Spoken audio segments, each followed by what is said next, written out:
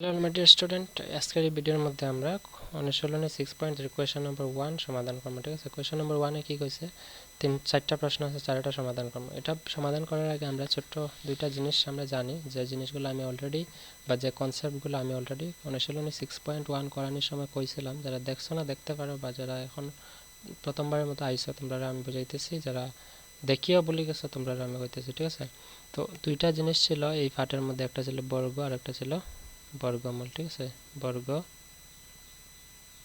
বর্গমূল বর্গমূল। তো বর্গ কথার অর্থ কিতা, একের বর্গ করা মানে একের স্কোয়ার করা, এরকম আছিল। একের স্কোয়ার মানে এক।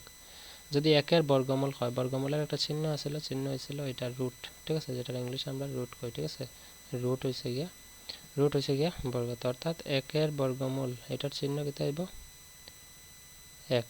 ঠিক আছে, একের বর্গ মানে কিতা, একের বর্গ হইব 1।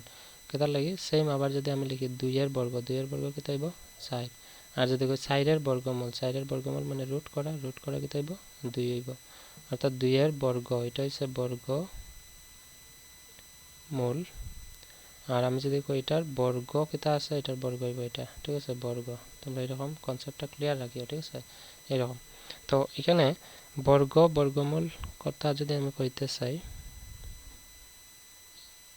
বর্গ আর বর্গমূল, তাহলে একের বর্গ থাকে 1, তোমরা জানো।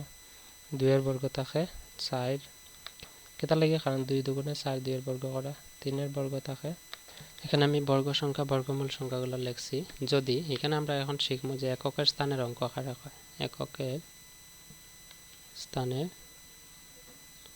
অঙ্ক কি। ঠিক আছে, এটা আমরা ক্লিয়ারলি অনুশীলনী 6.1 করার সময় বুঝছিলাম। এখন আমরা এবার রিভিশন দিতে যাই।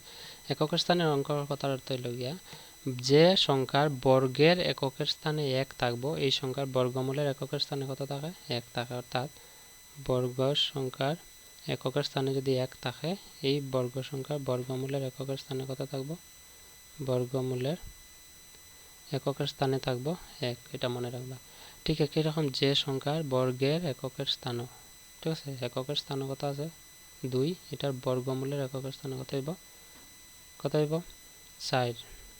অর্থাৎ 2 এককের স্থানে থাকলে এটার বর্গ কত হইব 4।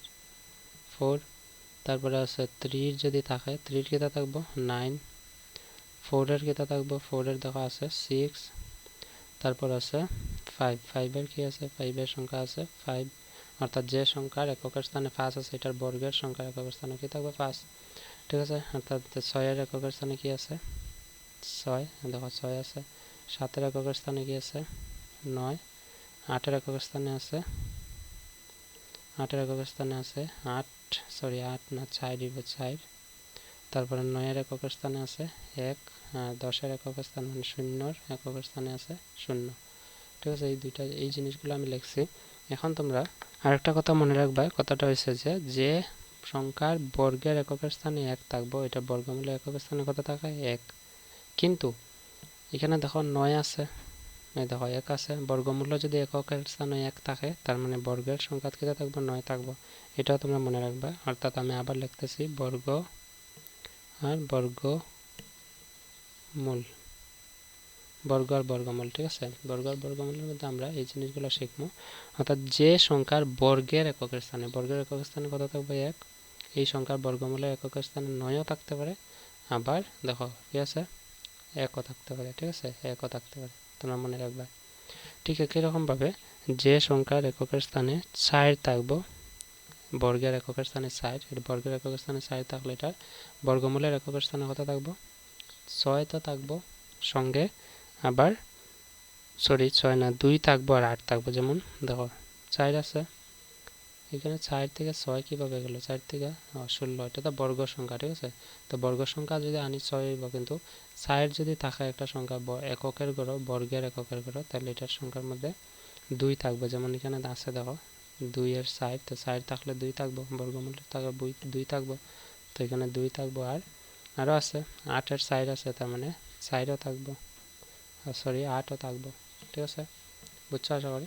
তো এই কনসেপ্টগুলো আমরা এখানে ব্যবহার করবো। আরও আছে যেমন 9-এর যে সংখ্যা বর্গের এককের স্থানে 9 আছে, এই সংখ্যা এককের ঘরে 7ও থাকবো আর 3ও থাকবো। কীভাবে দেখো, যে সংখ্যা এককের ঘরে 9 আছে, এটার মধ্যে কি থাকে দেখো 9-এর 3ও থাকবো আর 7-এর 9ও থাকবে। তো 9 থাকলে 7ও থাকতে পারে, 9 থাকলে 3ও থাকতে পারে। ঠিক আছে, ঠিক একই রকমভাবে যে সংখ্যার বর্গমূলের এককের ঘরে 6 আছে, এই সংখ্যার বর্গমূলের এককের ঘরে দেখো 6 থাকলে 6 হইব, 6 থাকলে 4 হইব। অর্থাৎ বর্গমূলের এককের ঘরে যদি 6 থাকে এটা 6 হইব। অর্থাৎ 6 থাকলে 6 হইতে পারে, 4 হইতে পারে। যেমন আরও আছে, যেমন 5 থাকলে দেখছেন 5 থাকলে 5 থাকবে, আর তো কোনো কিছু নাই। তার মানে যে সংখ্যার বর্গমূলের এককের ঘরে 5 থাকবো, এটা বর্গ সংখ্যা তো 5 থাকবো, এটা মনে রাখবা। যেমন আমি একটা উদাহরণ নিই, মনে করো আছে 3304, ঠিক আছে, 3304 কইছে এই বর্গমূল, এটা একটা বর্গমূল সংখ্যা। ঠিক আছে, এই বর্গমূলের সংখ্যার বর্গের সংখ্যার একক, এই বর্গের সংখ্যার এককের স্থানে কি থাকবে। ঠিক আছে, তো এই বর্গমূলের এককের ঘরে কি আছে 4, আমরা তো পুরো বর্গমূল এটার পরীক্ষা করার লাভ নেই। ঠিক আছে, সময় নষ্ট হইব। তো আমরা শুধু এককের স্থানে দেখবো কি আছে। এককের স্থানে বর্গমূলের যদি 4 থাকে তাহলে এটা বর্গের সংখ্যার এককের ঘরে কি হইতে পারে 6 হইতে পারে। অর্থাৎ এটা আনসার হইব 6। এখানে দেখো 4 আছে, 4 থাকলে 6 হইব। অর্থাৎ 6 থাকলে 6 হইব, আর 4 থাকলে 4 হইব। এটা একটা বর্গমূল সংখ্যা, মানে পূর্ণবর্গ সংখ্যা। এই পূর্ণবর্গ সংখ্যার এককের ঘরে যদি 4 থাকে বা এটার বর্গমূলের এককের ঘরে কি থাকবে, এটা বর্গমূলের এককের ঘরে কত থাকবে 6, মনে রাখবা। ঠিক এরকম প্রশ্ন হইতে পারে। এখন চলো আমরা অনুশীলনী 6.3 সমাধান করি। কোয়েশ্চন নাম্বার 1 কি কইছিলাম যে একটি যুগ্ম পূর্ণবর্গ সংখ্যার বর্গমূল যুগ্ম। এখানে এটাই কইছে, একটা যুগ্ম পূর্ণবর্গ সংখ্যার বর্গমূল যুগ্ম। তো যুগ্ম পূর্ণবর্গ সংখ্যা কারা হয়, যেমন মনে করো আমি নিতে পারি 64 মনে করো, এটা কিতা, এটা একটা যুগ্ম পূর্ণবর্গ সংখ্যা, যেটা যুগ্ম এবং পূর্ণবর্গ। এটার বর্গমূলের এককের স্থানে কি হইব হয়েছে, এটা পূর্ণবর্গ সংখ্যার বর্গমূলটা হচ্ছে যুগ্ম হইব। তো যুগ্ম হইব কিনা এটা আমি পরীক্ষা করে দেখলাম, এটা এককের ঘরে কত আছে 4। তো যদি 4 থাকে, আমরা জানি বর্গমূলের এককের ঘরে 4 থাকলে, এটা পূর্ণবর্গ সংখ্যা এককের ঘরে 4 থাকলে এটার বর্গের মধ্যে এককের ঘরে কত থাকবে 6। তো এটার এককের ঘরে যদি 6 হয় তাহলে এককের ঘরে 6 থাকলে যে কোনো সংখ্যা এটা যুগ্ম হইব, অর্থাৎ এটা সত্য হইব। ঠিক আছে, আমরা 1 নম্বর আনসার দিয়ে লিখলাম এটা সত্য। বুঝছো আশা করি। রোমান 2 কি কইছে, রোমান 2 আনসার দেব। রোমান 2 মধ্যে হয়েছে যে 1 + 3 + 5 + 7 9 11 + 13 যোগফলটি একটি বর্গ সংখ্যা। এটা বর্গ সংখ্যা হবে কি না এটা আমরা বার করতাম। তো 6.2 আমরা সমাধান করছিলাম এটা। তো এটার একটা বিশেষ ধর্ম আছিল, ধর্মটা হলো n স্কয়ার। ঠিক আছে, তো n আছিল মোট রাশির সংখ্যা। তো মোট রাশি কিটা আছে দেখো 1 2 3 4 5 6 7, 7 আছে, 7 আছে মানে 7 স্কয়ার। ঠিক আছে, 7 স্কয়ার। তো এটা কইছে যে এটা একটা, এই যোগফলটা বর্গ সংখ্যা হইব কিনা। যোগফলটা বর্গ সংখ্যা কথার অর্থ কিটা, যে এটার যোগফল এটা কত হইব, এটা যোগ করলে 7 7 49, এটা একটা বর্গ সংখ্যা কি না। তো এটা একটা বর্গ সংখ্যা, কারণ 49-এর বর্গমূল করলে আমরা কত পাই 7। তার মানে এটা একটা বর্গ সংখ্যা, অর্থাৎ এটা কি হইব সত্য। ঠিক আছে, 2 নম্বরটা আমরা লিখবো সত্য। বুঝছো আশা করি।